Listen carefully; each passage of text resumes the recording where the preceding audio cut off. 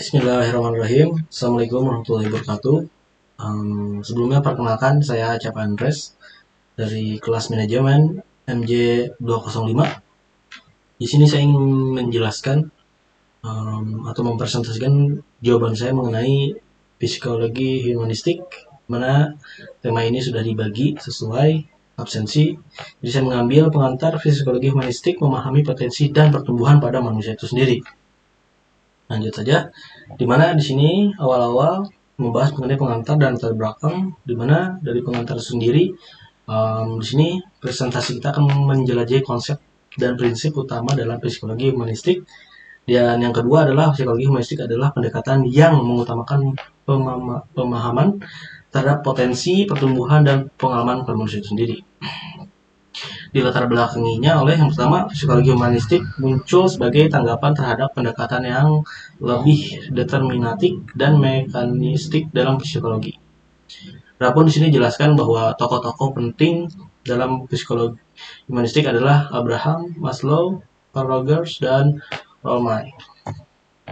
Lanjut. Di sini ada 3 konsep utama dengan beberapa pengertiannya. Yang pertama, self-actualization atau pencapaian diri, di mana 2 poin penting yaitu konsep yang dikembangkan oleh Maslow. Yang kedua, proses mencapai potensi penuh dan menjadi diri yang terbaik itu sendiri. Jadi konsepnya itu mencapai potensi yang penuh hingga mencapai diri dari yang terbaik itu sendiri. Yang kedua, congruent atau kesesuaian, di mana konsep Rogers. Yang kedua, keselarasan antara gambar diri aktual dan ideal seseorang itu sendiri.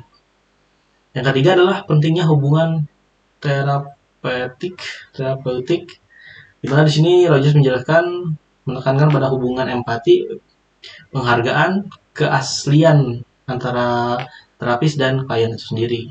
Jadi ini 3 konsep utama yang dipegang. Yang pertama, adapun prinsip-prinsip humanistik itu sendiri, seperti tadi, yang konsep diri, cara seseorang melihat dan menilai dirinya sendiri yang dipandang. Yang kedua, pengembangan self-concept yang positif penting untuk pertumbuhannya. Yang kedua, empati dan penerimaan tanpa syarat, di mana poin pertama itu jelaskan bahwa terapi memberikan perhatian tanpa syarat dan penuh pengertian kepada klien itu sendiri. Yang kedua, membantu klien merasa diterima dan dipahami. Lalu poin ketiga adalah kemandirian dan kebebasan, di mana di sini jelaskan psikolog humanistik menghargai kebebasan dan kemampuan individu untuk mengambil keputusan. Lalu next, kita aplikasi dalam kehidupan sehari-hari dari psikologi humanistik sendiri, di mana di sini memberikan kontribusi dalam beberapa bidang. Yang pertama, 1. Pendidikan, memfokuskan pada perkembangan penuh potensi dari siswa dan siswi itu sendiri.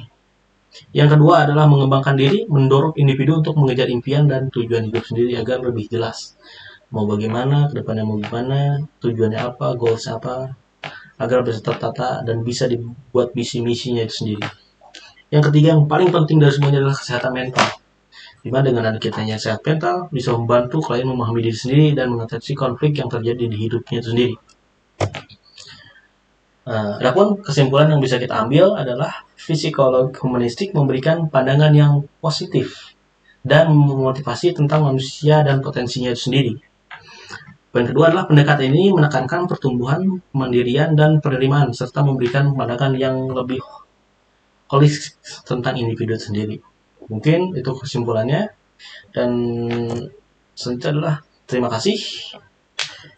Mungkin itu saja yang bisa saya jelaskan mengenai psikologi humanistik. Saya Acap Andres, terima kasih. Wassalamualaikum warahmatullahi wabarakatuh.